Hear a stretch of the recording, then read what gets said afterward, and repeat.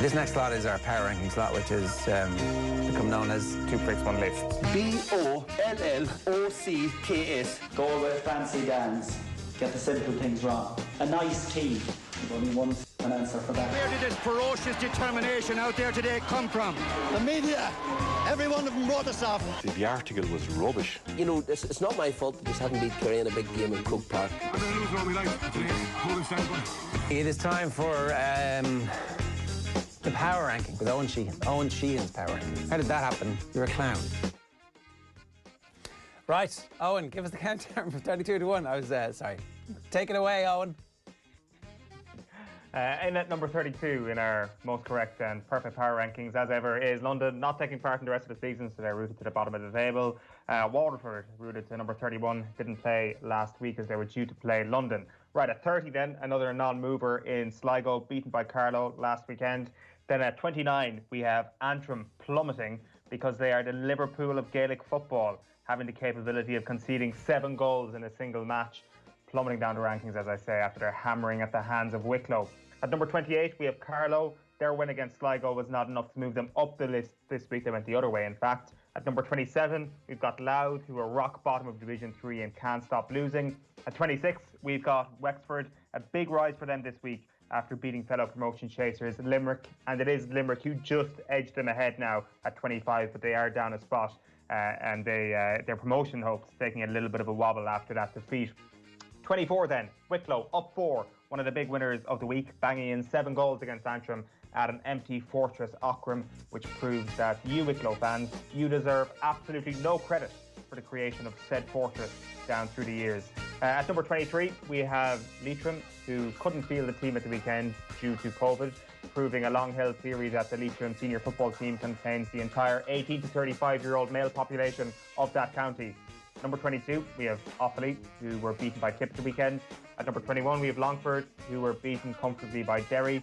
And at 20, we have Tip, who won the global pandemic GAA transfer window because their marquee signing was Michael Quinlivan, who they got on loan from travelling the world and having the time of his life in Australia.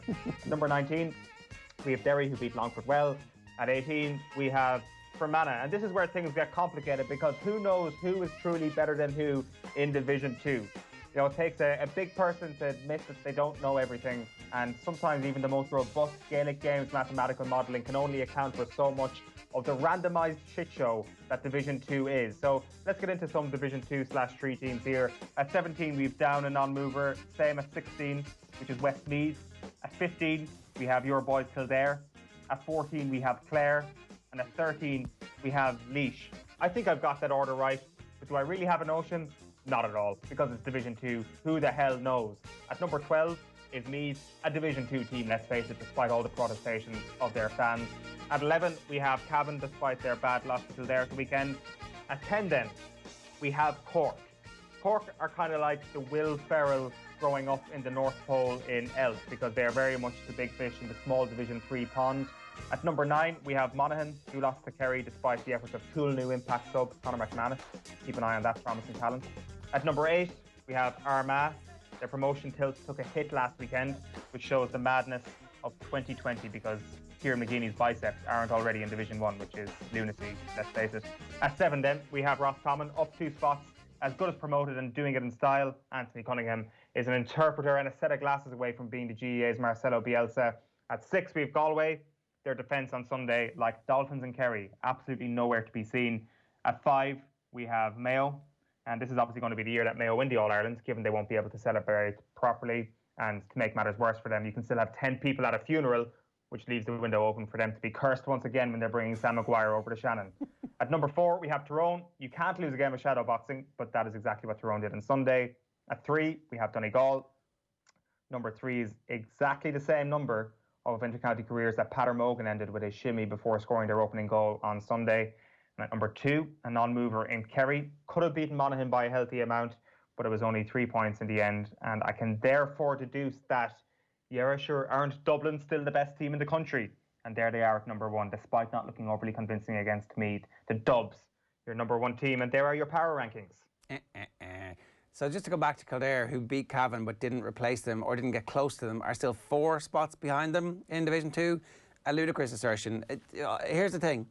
it turns out your power rankings, up to now, I've always thought you need to rely on tradition and, you know, take a long form view and put loads of information into the algorithm. But actually, what has happened is that there's been an explosion. The whole world has got turned upside down on its axis, and we need to start from day dot. And from day dot, your power rankings, I think, are incorrect, because actually the post-COVID world is an entirely different world to the pre-COVID world.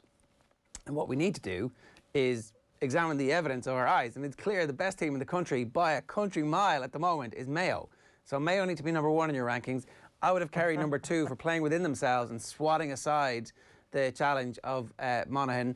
I'd probably have Dublin 3rd or 4th at the moment, just not quite sure. We don't know what they're... You were saying, Tommy said he's never seen them have so many balls turned over. That's not the number 1 team in the country. It will be the number 1 team in the country come the end of the year. They're still early on in their path in this, and you can't discount everything before the pandemic. How can you do that? That is ridiculous. Yes, it's been a long layoff. I accept that the new information is probably more prescient than ever right now, but the pre-pandemic information that we've got is important, and that is why we don't just have a list of the best teams from 1 to 32 as a result of last weekend. You can't. Are you honestly making a case that Dublin aren't even a top 2 team? I'm making the case at the moment that there's a change that has happened, and that the evidence of right now suggests that Mayo are the best team in the country. I'm waiting to see exactly what emerges from the Donegal-Tyrone teams over the next 2 weeks. I really can't wait now, assuming this all go ahead, for that game to happen. And I would be concerned if I was a Dublin fan about... The counter-argument, of course, is that Dublin actually have such an easy wind-up to an All-Ireland semi-final, where they've literally played their hardest game that they're going to play between now and an All-Ireland semi-final. Actually, I don't know who they've got in the last round of the league. I momentarily had a brain fart. Galway. Okay, well, so look, that'll, you know, who knows? Maybe Galway are trying to throw everybody off the scent themselves by just, as you said, not having a defence in action. Look, the truth is we don't know where Dublin are, but we do know that Kerry have emerged with a new superstar in their forward to supplement their existing superstar, and have an amazing quality of bench to inject into that team. And for all of your yerraing, are the supersonic team of the day. I actually think Kerry are going to win the All-Ireland. I think if I'm making a prediction right now, I think that they're going to win the All-Ireland. So then they should be number 1 in your power rankings. That's the whole point. No, no. Remember that I said last week that we're changing this a little bit, that I don't want them to be as predictive as they were last year. Otherwise, it's just a list of who do you think is going to win the All-Ireland. I think this team's going to win the All-Ireland, and that's boring. What I'm basing this on is fact, and I'm basing this on the fact that Dublin have won 5 All-Irelands in a row, and the evidence that we have so far doesn't suggest that Kerry are going to usurp them. That is my personal hunch, and I want it to be about more than that, and I think that Dublin still deserve to be number 1. I just want to get back to your point that you think Mayo are honestly the best team in the country. Like, how can you come up with that on the basis of one game? Well, last week they were the best team. These are your power rankings after last week's performances. For me, that's what the power rankings are. After the current performances, what's the story? Who's the best? That was an astonishing performance in terms of betting in new talent, getting the best out of your old players, and more importantly, your old players all being fit for the first time collectively since I actually can't remember. Since they got hammered by Dublin in the last year's semi-final. No. Half the team was like coming back from long-term injury, not fully fit. Did Diarmuid O'Connor play fully fit in that game? Was Killian fit? Was Lee Keegan fit last year in that game? I don't think they were.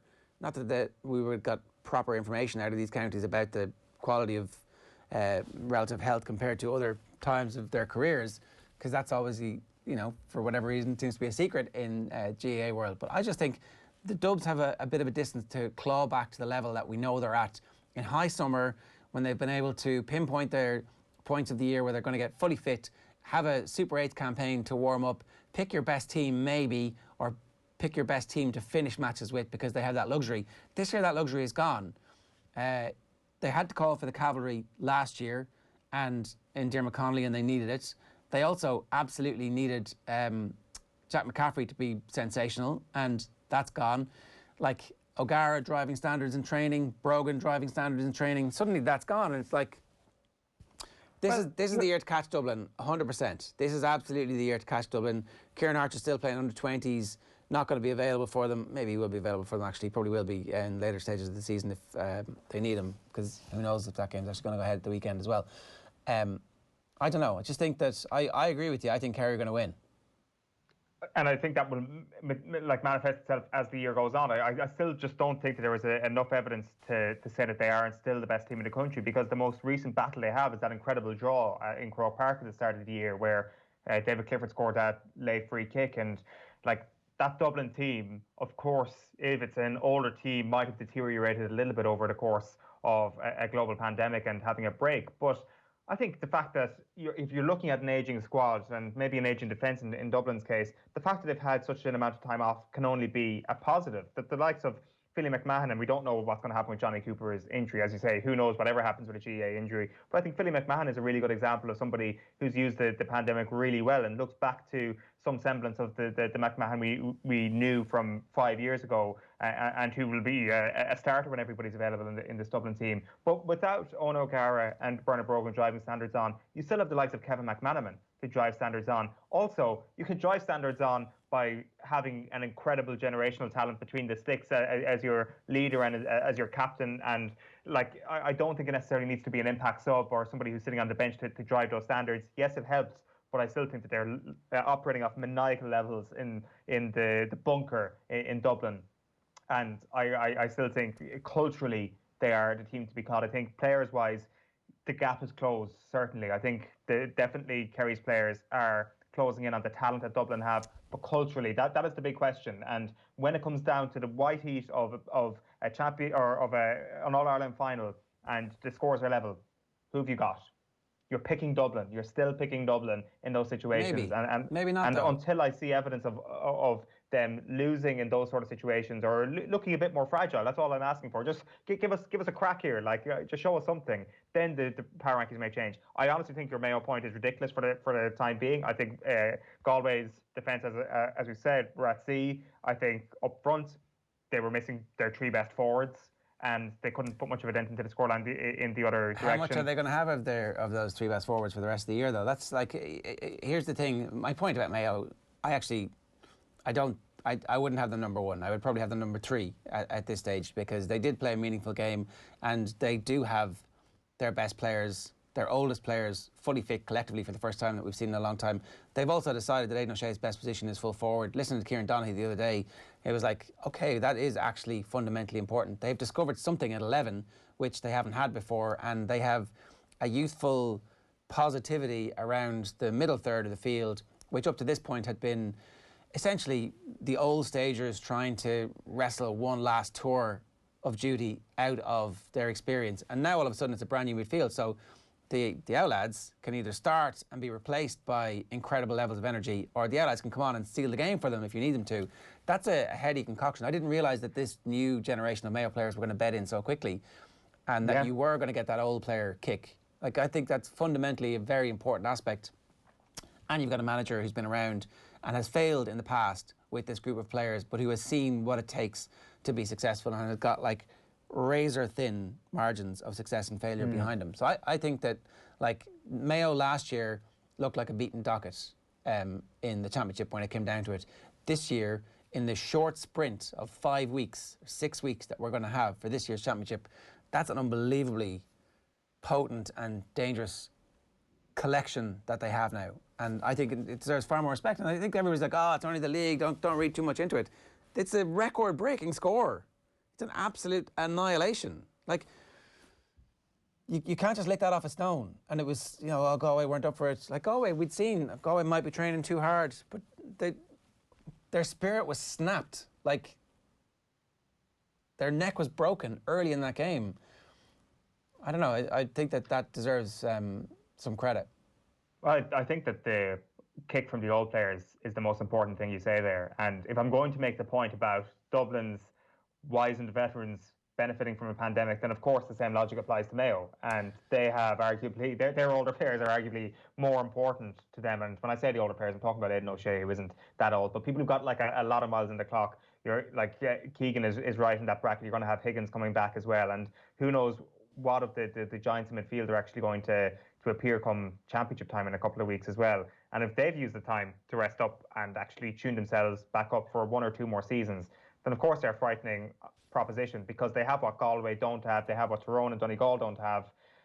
They have the ability to put one of the best teams of all time right to the sword and almost beat them. And I know it's the word almost is the key thing here, but nobody's pulled it off except for that one result in 2014. It's as good as you're going to get in experience, and Kerry and Mayo are the only 2 teams to have that. People always say that Mayo get overrated when it comes to these rankings, but actually they get such a boost because of what they've shown in the past. And last year, let's not forget, was a little bit of an example of that. Like, I know they lost in Connacht to Roscommon, who I believe will also be a huge factor in this year's Connacht Championship. But that win over Galway in the backdoor last year, I mean, I know Galway are a much better proposition this year if you forget last weekend, but still, that was a game that Galway, if they really wanted to say that they were ahead of Mayo now, needed to win. It was knockout. This wasn't like Connacht Championship and with the safety of with a safety net for them. This is when it really mattered. The Mayo beat them last year, and they managed to do that against Donegal as well in the last game of the Super 8s in Castlebar. So there were 2 huge performances from them last year that was a bit of a throwback to whatever 2017. And because they got hammered by Dublin, that's what we remember. That doesn't mean that they can't recapture 2 of those great moments from 2019 again this year, but run Dublin closer. So while I agree with you in a lot of what you're saying, I do think that they're not a top 2 team. We'll see. What about Tyrone? Are you saying that there was nothing that we can really discern from the Donegal-Tyrone game because they're due to play each other again, or like? No, they moved. Donegal overtook Tyrone in this week's rankings, and like, I mean, you made the point last week about Colin McShane, and it's going to be someone that they miss a lot, and he was the guy who almost got him into an All-Ireland final last year. You're thinking to yourself, what could have been with himself and Conor McKenna, because I was actually quite impressed with McKenna at times on Sunday. But the problem is, when you've got a focal point like that, it's quite easy to swallow him up. If you've got 2 of those sort of players in your full forward line, then you're a different proposition. The wild card is how they play Matty Donnelly this year, and if they can get him as an inside forward alongside McKenna, of course they've got a chance of beating Tyrone in that Ulster Championship game. But on the evidence of last Sunday, I think Donegal had the edge over them and will win that championship game. Just the strength and forwards and the array of talent they have up front, I think, will see them through. That is going to be brilliant. Like, that is a proper heavyweight tussle.